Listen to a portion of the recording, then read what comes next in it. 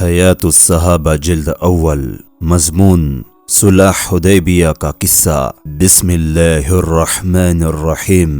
حضرت مسور بن مخرمہ اور حضرت مروان رضی اللہ عنہما فرماتے ہیں کہ حضور صلی اللہ علیہ وسلم صلح حدیبیہ کے موقع پر مدینہ سے روانہ ہوئے۔ راستے میں ایک جگہ حضور صلی اللہ علیہ وسلم نے فرمایا کہ خالد بن ولید قریش کے سواروں کی ایک جماعت لے کر غمین نامی جگہ پر حالات معلوم کرنے کے لیے آئے ہوئے ہیں، اسی لیے تم دائیں اور کو ہو جاؤ۔ اللہ کی قسم، خالد کو حضور صلی اللہ علیہ وسلم کے قافلے کی خبر اس وقت ہوئی جبکہ یہ لوگ ٹھیک ان کے سر پر پہنچ گئے اور انہیں اس قافلے کی دھول نظر آئی۔ حضرت خالد کو پتہ چلا تو انہوں نے گھوڑا دوڑا کر قریش کو آپ کے آنے کی خبر دی۔ حضور صلی اللہ علیہ وسلم چلتے رہے یہاں تک کہ جب آپ اس گھاٹی پر پہنچے جہاں سے مکہ کی اور راستہ جاتا تھا تو آپ کی اونٹنی بیٹھ گئی۔ اس اونٹنی کا نام کسوا تھا۔ لوگوں نے اسے اٹھانے کے لیے عرب رواج کے مطابق ہل ہل کہا، لیکن وہ بیٹھی رہی تو لوگوں نے کہا کسوا اڑ گئی ہے، کسوا اڑ گئی ہے۔ آپ نے فرمایا کسوا اڑی نہیں ہے، نہ اس طرح اڑ جانا اس کی عادت ہے، بلکہ اس کو اس کی ذات نے روکا ہے جس نے ہاتھیوں کو روکا تھا، یعنی اللہ نے۔ پھر آپ نے فرمایا قسم ہے اس ذات کی جس کے قبضے میں میری جان ہے، مکہ کے کفار مجھ سے جس ایسی تجویز کی مانگ کریں گے جس سے وہ اللہ کی احترام کے قابل چیزوں کی تعظیم کر رہے ہوں گے، میں ان کی ایسی تجویز کو ضرور مان لوں گا۔ پھر آپ نے اس اونٹنی کو جھڑکا تو وہ فوراً کھڑی ہو گئی۔ پھر آپ نے مکہ کا راستہ چھوڑ دیا اور حدیبیہ گھاٹی کے آخری کنارے پر پڑاؤ ڈالا جہاں ایک چشمے سے تھوڑا تھوڑا پانی نکل رہا تھا۔ صحابہ اس میں سے تھوڑا تھوڑا پانی لینے لگے۔ تھوڑی دیر میں سارا پانی ختم ہو گیا اور صحابہ نے حضور صلی اللہ علیہ وسلم سے پیاس کی شکایت کی۔ آپ نے اپنے ترکش میں سے ایک تیر نکال کر دیا اور فرمایا کہ اسے اس چشمے میں گاڑ دو۔ صحابہ نے وہ تیر اس چشمے میں گاڑ دیا تو جب تک صحابہ وہاں رہے اس چشمے میں سے پانی جوش مار کر پھوٹتا رہا اور صحابہ اس سے خوب سیراب ہوتے رہے۔ حضور صلی اللہ علیہ وسلم اور صحابہ کرام حدیبیہ کی گھاٹی میں ٹھہرے ہوئے تھے کہ اتنے میں بدیل بن ورقہ اپنی قوم خزاعہ کی ایک جماعت کو لے کر آئے، اور یہ لوگ تہامہ کے لوگوں میں سے آپ کا سب سے زیادہ بھلا چاہنے والے تھے۔ انہوں نے کہا میں کعب بن لوئی اور عامر بن لوئی کے پاس سے آ رہا ہوں۔ انہوں نے حدیبیہ کے چشموں میں پڑاؤ ڈالا ہوا ہے اور وہ لڑنے کے لیے پوری طرح تیار ہو کر سارا سامان لے کر آئے ہیں، یہاں تک کہ ان کے ساتھ بیاہی اور بچے والی اونٹنیاں بھی ہے۔ وہ آپ سے لڑنا چاہتے ہیں اور آپ کو بیت اللہ سے روکیں گے۔ آپ نے فرمایا ہم کسی سے لڑنے کے لیے نہیں آئے بلکہ ہم تو عمرہ کرنے کے لیے آئے ہیں۔ ہم بہت حیران ہیں کہ وہ لڑائی کے لیے تیار ہو کر آ گئے ہیں، حالانکہ لڑائیوں نے تو قریش کو بہت تھکا دیا ہے اور ان کو بہت نقصان پہنچایا ہے۔ اگر وہ چاہے تو میں ان سے ایک عرصے تک کے لیے سمجھوتا کرنے کو تیار ہوں۔ اس عرصے میں وہ میرے اور لوگوں کے بیچ کوئی دخل نہیں دیں گے اور میں اس عرصے میں دوسرے لوگوں کو دعوت دیتا رہوں گا۔ اگر دعوت دے کر میں لوگوں پر غالب آ گیا اور لوگ میرے دین میں داخل ہو گئے تو پھر قریش کی مرضی ہے، اگر وہ چاہے تو وہ بھی اس دین میں داخل ہو جائے جس میں دوسرے لوگ داخل ہوئے ہوں گے، اور اگر میں غالب نہ آیا اور دوسرے لوگوں نے غالب آ کر مجھے ختم کر دیا تو پھر یہ لوگ آرام سے رہیں گے، اور اگر وہ صلح کرنے سے انکار کر دے تو اس ذات کی قسم جس کے قبضے میں میری جان ہے میں ان سے اس دین کے لیے ضرور لڑوں گا یہاں تک کہ میری گردن میرے جسم سے الگ ہو جائے، یعنی مجھے مار دیا جائے، اور اللہ کا دین ضرور چل کر رہے گا۔ حضرت بدیل نے کہا کہ آپ جو کچھ کہہ رہے ہیں میں وہ سب مکہ والوں کو پہنچا دوں گا۔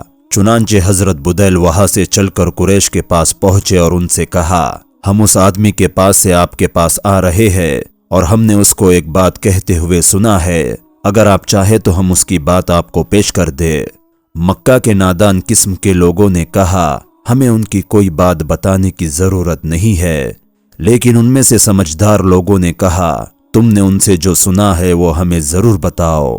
حضرت بدیل نے کہا میں نے ان کو یہ کہتے ہوئے سنا اور ان کو حضور صلی اللہ علیہ وسلم کی ساری بات بتائی تو حضرت عروہ بن مسعود نے کھڑے ہو کر کہا کہ کیا میں تمہارے لیے والد کا درجہ نہیں رکھتا ہوں؟ انہوں نے کہا رکھتے ہیں۔ عروہ نے کہا کیا تم میرے لیے اولاد کی طرح نہیں ہو؟ انہوں نے کہا ہاں اولاد کی طرح ہے۔ عروہ نے کہا کیا تمہیں میرے بارے میں کوئی شک یا شبہ ہے؟ انہوں نے کہا نہیں۔ عروہ نے کہا کیا تمہیں معلوم نہیں کہ میں نے اوقاز والوں کو تمہاری مدد کے لیے تیار کیا تھا، لیکن جب وہ تیار نہ ہوئے تو میں اپنے گھر والوں، اپنے بچوں اور اپنے فرما بردار انسانوں کو لے کر تمہاری مدد کے لیے آ گیا؟ انہوں نے کہا ہاں معلوم ہے۔ عروہ نے کہا اس آدمی نے یعنی حضور صلی اللہ علیہ وسلم نے تمہارے سامنے ایک بھلی اور اچھی تجویز پیش کی ہے تو تم اس کو مان لو اور مجھے اس سلسلے میں ان سے بات کرنے کے لیے جانے دو۔ مکہ والوں نے کہا ضرور جاؤ۔ چنانچہ عروہ حضور صلی اللہ علیہ وسلم کے پاس گئے اور حضور صلی اللہ علیہ وسلم سے بات کرنے لگے۔ حضور صلی اللہ علیہ وسلم نے جو کچھ بدیل سے فرمایا تھا وہی آپ نے ان سے بھی کہا، تو اس پر عروہ نے کہا اے محمد، آپ یہ بتائیے کہ اگر آپ نے اپنی قوم کو جڑ سے اکھاڑ پھینکا تو کیا آپ نے سنا ہے کہ آپ سے پہلے عرب کے کسی آدمی نے اپنے خاندان والوں کو جڑ سے اکھاڑ دیا ہو؟ اور اگر دوسری شکل ہوئی یعنی قریش تم پر غالب آ گئے تو میں تمہارے ساتھ بھروسے مند اور وفادار لوگوں کا مجمع نہیں دیکھ رہا ہوں، بلکہ ادھر ادھر کے پھٹ کر لوگوں کی بھیڑ ہے جو لڑائی شروع ہوتے ہی تمہیں چھوڑ کر بھاگ جائیں گے۔ اس پر حضرت ابو بکر رضی اللہ عنہ نے کہا تو اپنے معبود لات بوت کی پیشاب گاہ چوس، کیا ہم حضور صلی اللہ علیہ وسلم کو اکیلا چھوڑ کر بھاگ جائیں گے؟ عروہ نے کہا یہ کون ہے؟ لوگوں نے کہا یہ ابو بکر ہے۔ عروہ نے کہا قسم ہے اس ذات کی جس کے قبضے میں میری جان ہے، اگر تمہارا مجھ پر وہ احسان نہ ہوتا جس کا میں اب تک بدلہ نہ دے سکا تو میں تمہاری اس بات کا جواب ضرور دیتا۔ عروہ حضور صلی اللہ علیہ وسلم سے باتیں کرتے ہوئے حضور صلی اللہ علیہ وسلم کی داڑھی کو ہاتھ لگانے لگتا اور عروہ کے بھتیجے حضرت مغیرہ بن شعبہ رضی اللہ عنہ ہاتھ میں تلوار لیے اور سر پر خود پہنے ہوئے حضور کے سرہانے کھڑے تھے۔ جب بھی عروہ حضور صلی اللہ علیہ وسلم کی داڑھی کی اور ہاتھ بڑھاتے، حضرت مغیرہ اس کے ہاتھ پر تلوار کا دستہ مارتے اور کہتے کہ حضور صلی اللہ علیہ وسلم کی مبارک داڑھی سے اپنا ہاتھ دور رکھ۔ چنانچہ سر اٹھا کر پوچھا یہ آدمی کون ہے؟ لوگوں نے بتایا یہ مغیرہ بن شعبہ ہے۔ عروہ نے کہا او غدار، کیا میں تیری غداری کو ابھی تک نہیں بھگت رہا ہوں؟ یعنی تم نے جو قتل کیا تھا اس کا خون بہا میں ابھی تک کے دے رہا ہوں، اور جو تم نے مال لوٹا تھا اس کا جرمانہ اب تک بھر رہا ہوں۔ حضرت مغیرہ زمانہ جاہلیت میں ایک قوم کے ساتھ سفر میں گئے تھے، ان کو قتل کر کے اور مال لے کر حضور صلی اللہ علیہ وسلم کی خدمت میں آ گئے تھے اور مسلمان ہو گئے تھے۔ حضور صلی اللہ علیہ وسلم نے ان سے صاف فرمایا تھا کہ تمہارا اسلام تو قبول ہے، لیکن تم جو مال لائے ہو اس سے میرا کوئی تعلق نہیں ہے۔ عروہ کا اشارہ اسی قصے کی طرف تھا۔ پھر عروہ حضور صلی اللہ علیہ وسلم کے صحابہ کو بڑے غور سے دیکھنے لگے۔ وہ کہتے ہیں کہ اللہ کی قسم حضور صلی اللہ علیہ وسلم جب بھی تھوکتے تو اسے کوئی نہ کوئی صحابی اپنے ہاتھ میں لے لیتا اور اس کو اپنے چہرے اور جسم پر مل لیتا، اور حضور صلی اللہ علیہ وسلم جب انہیں کسی کام کے کرنے کا حکم دیتے تو صحابہ اسے فوراً کرتے، اور جب آپ وضو فرماتے تو آپ کے وضو کے پانی لینے کے لیے صحابی رضی اللہ عنہ اجمعین ایک دوسرے پر ٹوٹ پڑتے اور لڑنے کے قریب ہو جاتے، اور جب آپ بات کرتے تو صحابہ آپ کے سامنے اپنی آوازیں پست کر لیتے۔ صحابہ کے دل میں آپ کی اتنی عظمت تھی کہ وہ آپ کو نظر بھر کر نہیں دیکھ سکتے تھے۔ چنانچہ عروہ اپنے ساتھیوں کے ساتھ واپس آئے اور ان سے یہ کہا کہ میں بڑے بڑے بادشاہوں کے دربار میں گیا ہوں، قیصر، کسریٰ اور نجاشی کے دربار میں گیا ہوں، اللہ کی قسم میں نے کوئی ایسا بادشاہ نہیں دیکھا جس کی تعظیم اس کے درباری اتنی کرتے ہو کہ جتنی محمد کے صحابہ محمد کی کرتے ہیں۔ اللہ کی قسم حضور صلی اللہ علیہ وسلم جب بھی تھوکتے تو اسے کوئی نہ کوئی صحابی اپنے ہاتھ پر لے کر اپنے چہرے اور جسم پر مل لیتا، اور انہیں جس کام کے کرنے کا حکم دیتے اس کام کو وہ فوراً کرتے، اور وہ جب وضو کرتے تو ان کے وضو کا پانی لینے کے لیے ایک دوسرے پر ٹوٹ پڑتے اور لڑنے کے قریب ہو جاتے، اور وہ جب باتیں کرتے تو سب اپنی آوازیں پست کر لیتے یعنی چپ ہو جاتے، اور تعظیم کی وجہ سے صحابہ آپ کو نظر بھر کر نہ دیکھ سکتے۔ انہوں نے تمہارے سامنے ایک اچھی تجویز پیش کی ہے तुम उसे कबूल कर लो। इसके बाद बनु किनाना के एक आदमी ने कहा, मुझे इनके पास जाने दो। तो मक्का वालों ने कहा, जरूर जाओ। जब ये आदमी हुजूर सल्लल्लाहु अलैहि वसल्लम और सहाबा के करीब पहुंचा तो हुजूर सल्लल्लाहु अलैहि वसल्लम ने फरमाया, ये फला आदमी है और ये उस कौम का आदमी है जो कुर्बानी के ऊँटों की बड़ी ताजीम करते हैं, इसीलिए तुम जो कुर्बानी के ऊँट लेकर आए हो वो उसके सामने खड़े कर दो। चुनांचे वो ऊँट उसके सामने खड़े कर दिए गए और लोगों ने लब्बैक कहते हुए उसका इस्तकबाल किया। उसने जब ये मंजर देखा तो उसने कहा, सुबहान अल्लाह, इन लोगों को तो बैतुल्लाह से हरगिज नहीं रोकना चाहिए। तो उस आदमी ने अपने साथियों को वापस जाकर ये कहा कि मैं ये मंजर देखकर आया हूँ कि सहाबा ने कुर्बानी के ऊँटों के गले में कलादा यानी हार डाला हुआ है और इनके कोहान को जख्मी किया हुआ है। उस जमाने में कुर्बानी के ऊँट के साथ ये दो काम किए जाते थे ताकि इन निशानियों से हर एक को पता चल जाए कि ये कुर्बानी का ऊँट है, यानी वो लोग उमरा के लिए तैयार आए हैं। इसीलिए मेरी राय नहीं है कि इन लोगों को बैतुल्लाह से रोका जाए। तो उनमें से मिकरज बिन हफ्ज नामी एक आदमी खड़ा हुआ और उसने कहा, जरा मुझे उनके पास जाने दो। लोगों ने कहा, जरूर जाओ। जब वो हुजूर सल्लल्लाहु अलैहि वसल्लम के करीब आया तो हुजूर सल्लल्लाहु अलैहि वसल्लम ने फरमाया, ये तो मिकरज है, ये तो बड़ा बदकार आदमी है। वो आकर हुजूर सल्लल्लाहु अलैहि वसल्लम से बातें करने लगा कि इतने में सुहेल बिन अम्र आ गए। मामर रिवायत करने वाले कहते हैं, मुझे अय्यूब ने इकरमा से ये नकल किया है कि जब सुहेल बिन अम्र आए तो हुजूर सल्लल्लाहु अलैहि वसल्लम ने उनके नाम नेक फाल लेते हुए कहा, अब तुम्हारा काम आसान हो गया।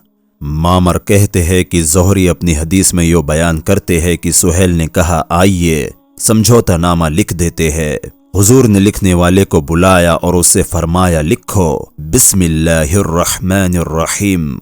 सुहेल ने कहा, मुझे तो पता नहीं कि रहमान कौन है, इसीलिए आप बिस्मिकल्लाहुम्मा लिखे जैसे पहले लिखा करते थे। सहाबा ने कहा, नहीं नहीं, हम तो सिर्फ बिस्मिल्लाहिर्रहमानिर्रहीम लिखेंगे। हुजूर सल्लल्लाहु अलैहि वसल्लम ने फरमाया, कोई बात नहीं, बिस्मिकल्लाहुम्मा लिख दो। फिर आपने फरमाया, ये लिखो, हाज़ा मा क़ज़ा अलैहि मुहम्मदुर रसूलुल्लाह, कि ये वो सुलहनामा है जिसका मुहम्मदुर रसूलुल्लाह ने फैसला किया है।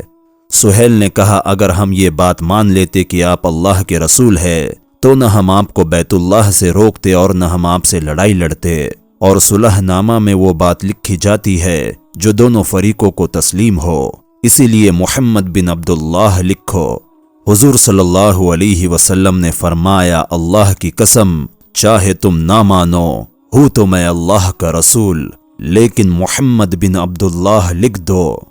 हजरत ज़ोहरी फरमाते हैं कि हुजूर सल्लल्लाहु अलैहि वसल्लम काफिरों की हर बात इसीलिए मान रहे थे क्योंकि कस्वा ऊँटनी के बैठ जाने पर आपने अल्लाह से ये अहद किया था कि मक्का के कुफ्फार मुझसे जिस ऐसी तजवीज़ की भी मांग करेंगे जिससे वो अल्लाह की एहतराम के काबिल चीज़ों की ताज़ीम कर रहे होंगे तो मैं उनकी ऐसी हर तजवीज़ को मान लूँगा।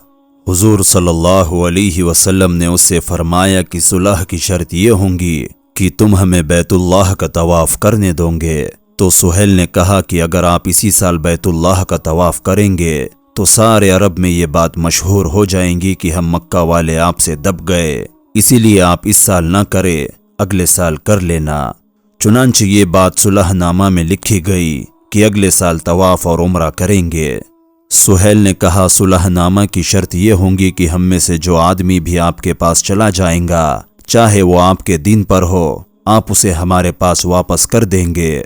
मुसलमानों ने कहा, सुबहान अल्लाह, ये कैसे हो सकता है कि वो मुसलमान होकर हमारे पास आए और उसे मुशरिकों के पास वापस कर दिया जाए। अभी ये बात हो ही रही थी कि सुहेल बिन अम्र के बेटे हजरत अबू जुंदल रदी अल्लाह अन्हु बेड़ियों में चलते हुए आ गए। ये मक्का के नीचे वाले हिस्से में कैद थे, वहां से किसी तरह निकल कर आए और गिरते गिरते मुसलमानों के मजमे में पहुंच गए। सुहेल ने कहा, ए मोहम्मद, मेरी मांग ये है कि सुलह की इस शर्त के मुताबिक आप सबसे पहले मुझे ये आदमी वापस करे। हुजूर सल्लल्लाहु अलैहि वसल्लम ने फरमाया, अभी तो इस सुलहनामा की तहरीर पूरी नहीं हुई, इसीलिए अभी तो समझौता नहीं हुआ। सुहेल ने कहा, अल्लाह की कसम, फिर तो मैं आपसे हरगिज सुलह नहीं करूंगा। हुजूर सल्लल्लाहु अलैहि वसल्लम ने फरमाया, तुम इसे मेरी वजह से ही छोड़ दो। सुहेल ने कहा, नहीं, मैं नहीं छोड़ सकता। इस पर मिकरज ने कहा, अच्छा, हम इसे आपकी वजह से छोड़ते हैं। हजरत अबू जुंदल ने कहा, ए मुसलमानों, मैं तो मुसलमान होकर आया था और अब मुझे मुशरिकों की ओर वापस किया जा रहा है। क्या तुम देख नहीं रहे हो कि मैं कितनी मुसीबतें उठा रहा हूँ? और वाकई उन्हें अल्लाह की खातिर सख्त मुसीबतें पहुंचाई गई थी। हजरत उमर रदियल्लाहु अन्हु फरमाते हैं कि मैंने हुजूर सल्लल्लाहु अलैहि वसल्लम की खिदमत में आकर अर्ज किया कि क्या आप अल्लाह के बरहक नबी है? हुजूर सल्लल्लाहु अलैहि वसल्लम ने फरमाया, हो। फिर मैंने कहा, क्या हम हक पर है और हमारा दुश्मन बातिल पर नहीं है? आपने फरमाया, हाँ, तुम ठीक कहते हो। मैंने कहा, फिर हम क्यों इतना दबकर सुलह करें? आपने फरमाया, मैं अल्लाह का रसूल हूँ, उसकी नाफरमानी नहीं कर सकता हूँ और वो मेरा मददगार है। मैंने कहा, क्या आपने हमसे ये नहीं फरमाया था कि हम बैतुल्लाह जाकर उसका तवाफ करेंगे? आपने फरमाया, हाँ, मैंने कहा था, लेकिन क्या मैंने तुमसे ये भी कहा था कि हम इसी साल बैतुल्लाह जाएंगे? मैंने अर्ज किया, नहीं। आपने फरमाया, तुम बैतुल्लाह जरूर जाओगे और उसका तवाफ करोगे। हजरत उमर रदियल्लाहु अन्हु फरमाते हैं कि मैं हजरत अबू बकर रदियल्लाहु अन्हु के पास गया और उनसे कहा, ए अबू बकर, क्या ये अल्लाह के सच्चे नबी नहीं है? उन्होंने कहा, है। मैंने कहा, क्या हम हक पर और हमारा दुश्मन बातिल पर नहीं है? हजरत अबू बकर रदियल्लाहु अन्हु ने कहा, हाँ, तुम ठीक कहते हो। मैंने कहा, फिर हम क्यों इतना दबकर सुलह करें? हजरत अबू बकर रदियल्लाहु अन्हु ने कहा, ए आदमी, वो अल्लाह के रसूल है और अल्लाह की नाफरमानी नहीं कर सकते हैं और अल्लाह उनका मददगार है। तुम उनका दामन मजबूती से थामे रखो, अल्लाह की कसम वो हक पर है। मैंने कहा, क्या उन्होंने हमें ये नहीं फरमाया था कि हम बैतुल्लाह जाकर उसका तवाफ करेंगे? उन्होंने कहा, हाँ, उन्होंने कहा था, लेकिन क्या उन्होंने तुमको ये भी कहा था कि तुम इसी साल बैतुल्लाह जाओगे? मैंने कहा, नहीं। उन्होंने कहा, तुम बैतुल्लाह जरूर जाओगे और उसका तवाफ करोगे। हजरत उमर रदियल्लाहु अन्हु कहते हैं कि मैंने इस गुस्ताखी की माफ़ी के लिए बहुत से नेक काम किए। रिवायत करने वाले कहते हैं कि हुजूर सल्लल्लाहु अलैहि वसल्लम जब सुलहनामा की लिखाई से फारिग हुए तो आपने अपने सहाबा से फरमाया, उठो, अपनी कुर्बानी ज़िबह करो, फिर अपने सर मूंड लो।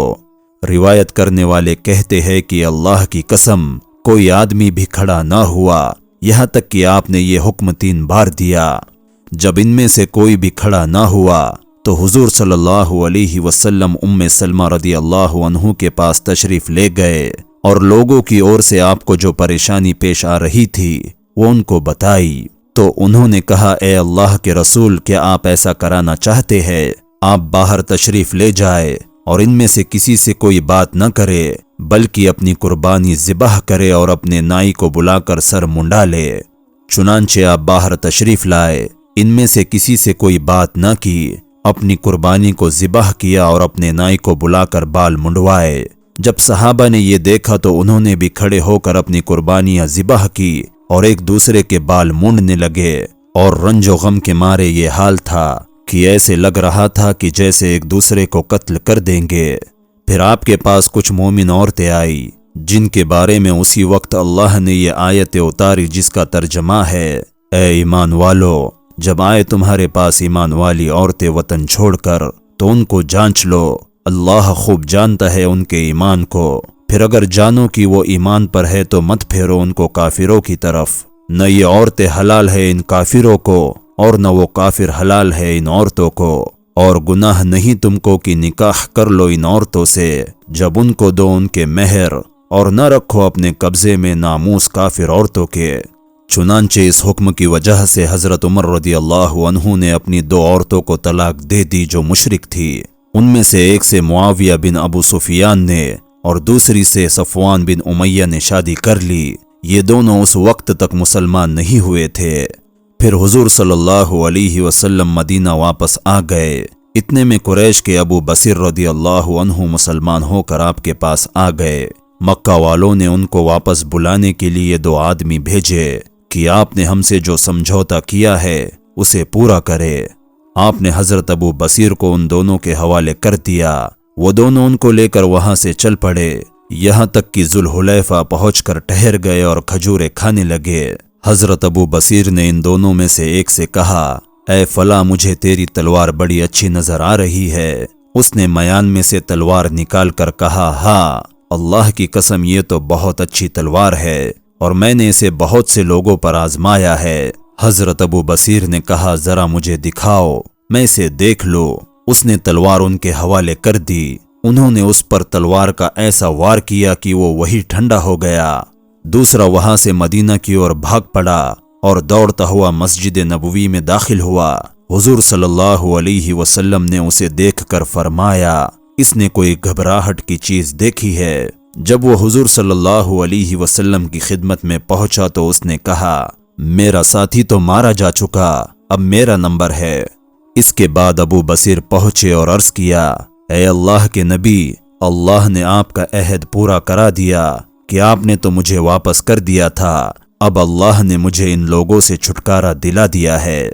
हुजूर सल्लल्लाहु अलैहि वसल्लम ने फरमाया, इसकी माँ का सत्यानाश हो, ये लड़ाई भड़काने वाला है, काश कोई इसे संभालने वाला होता। हजरत अबू बसीर ने यह सुना तो वो समझ गए कि अब भी अगर मक्का से उनको कोई लेने आया तो हुजूर सल्लल्लाहु अलैहि वसल्लम उनको वापस कर देंगे। चुनांचे वहां से चलकर वो समंदर के किनारे एक जगह आ पड़े। रिवायत करने वाले कहते हैं कि हजरत अबू जंदल बिन सुहेल बिन अम्र रदियल्लाहु अन्हुमा मक्का वालों से छूटकर हजरत अबू बसीर के पास आ गए। इसी तरह कुरैश का जो आदमी भी मुसलमान होता वो हजरत अबू बसीर से जा मिलता। कुछ दिनों में ये एक छोटी सी टुकड़ी हो गई। अल्लाह की कसम, इन लोगों को जब खबर लगती कि कुरैश का कोई तिजारती कारवा मुल्क शाम जा रहा है तो उन पर टूट पड़ते, उनको कत्ल कर देते और उनका माल ले लेते। यहाँ तक कि कुरैश के कुफ्फार ने परेशान होकर हुजूर सल्लल्लाहु अलैहि वसल्लम की खिदमत में अल्लाह का और रिश्तेदारी का वास्ता देकर आदमी भेजा कि इस बेसीरी जमात को आप अपने पास बुला ले ताकि ये समझौते में दाखिल हो जाए और हमारे लिए आने जाने का रास्ता खुले, और इसके बाद जो भी आपके पास आएगा उसे अमन है, हम उसे वापस न लेंगे। चुनांचे हुजूर सल्लल्लाहु अलैहि वसल्लम ने आदमी भेजकर उनको मदीना बुलवा लिया। इस पर अल्लाह ने यह आयत नाजिल फरमाई जिसका तर्जमा है, और वही है जिसने रोक रखा उनके हाथों को तुमसे और तुम्हारे हाथों को उनसे बीच शहर मक्का के, बाद इसके कि तुम्हारे हाथ लगा दिया उनको, से लेकर अल्लाह के इस फरमान तक जब रखे इनकारियों ने अपने दिलों में कद नादानी की जिद तक। इन काफिरों की जिद ये भी थी कि उन्होंने ना तो हुजूर सल्लल्लाहु अलैहि वसल्लम के नबी होने का इकरार किया और न बिस्मिल्लाहिर्रहमानिर्रहीम लिखे जाने को माना, और मुसलमानों के और बैतुल्लाह के दरमियान रुकावट बन गए। हजरत उर्वा रदियल्लाहु अन्हु बयान फरमाते हैं कि हुदैबिया के समझौते के मौके पर हुजूर सल्लल्लाहु अलैहि वसल्लम के हुदैबिया में क़ियाम फरमाने की वजह से कुरैश घबरा गए। हुजूर सल्लल्लाहु अलैहि वसल्लम ने मुनासिब समझा कि अपने सहाबा में से किसी को कुरैश के पास भेजे। चुनांचे आपने कुरैश के पास भेजने के लिए हजरत उमर बिन खत्ताब रदियल्लाहु अन्हु को बुलाया। उन्होंने अर्ज किया, ए अल्लाह के रसूल सल्लल्लाहु अलैहि वसल्लम, आपके इरशाद पर अमल करने से इनकार नहीं है, लेकिन मैं मक्का वालों के नज़दीक सबसे ज्यादा मबगूज हूँ। अगर उन्होंने मुझे कोई तकलीफ पहुंचाई तो मक्का में मेरे खानदान बनु काब में से ऐसा कोई नहीं है जो मेरा बचाव करे और मेरी वजह से नाराज हो। आप हजरत उस्मान रदियल्लाहु अन्हु को भेज दे, क्योंकि उनका खानदान मक्का में है, तो जो पैगाम आप भेजना चाहते हैं वो मक्का वालों को पहुंचा दे। चुनांचे हुजूर सल्लल्लाहु अलैहि वसल्लम ने हजरत उस्मान बिन अफ़्फ़ान रदियल्लाहु अन्हु को बुलाकर कुरैश की ओर भेजा और उनसे फरमाया कि उन्हें ये बात बता दो कि हम किसी से लड़ने के लिए नहीं आए हैं, हम तो सिर्फ उमरा करने के लिए आए हैं और उनको इस्लाम की ओर दावत देना।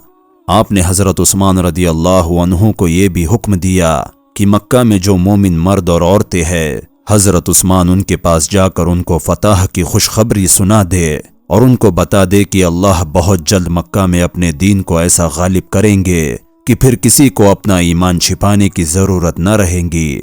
ये खुशखबरी देकर आप मक्का के कमजोर मुसलमानों को ईमान पर जमाना चाहते थे, روایت کرنے والے کہتے ہیں کہ حضرت عثمان رضی اللہ عنہ تشریف لے گئے۔ مکہ کے راستے میں بلدہ نامی جگہ پر ان کا قریش کی ایک جماعت پر گزر ہوا۔ قریش نے پوچھا کہاں جا رہے ہو؟ انہوں نے کہا حضور صلی اللہ علیہ وسلم نے مجھے تمہارے پاس بھیجا ہے تاکہ میں تمہیں اللہ کی اور اسلام کی طرف دعوت دوں اور تمہیں بتا دوں کہ ہم کسی سے لڑنے نہیں آئے ہیں، ہم تو صرف عمرہ کرنے کے لیے آئے ہیں۔ جیسے حضور صلی اللہ علیہ وسلم نے فرمایا تھا انہوں نے ویسے ان کو دعوت دی۔ انہوں نے کہا ہم نے آپ کی بات سن لی ہے، جاؤ اپنا کام کرو۔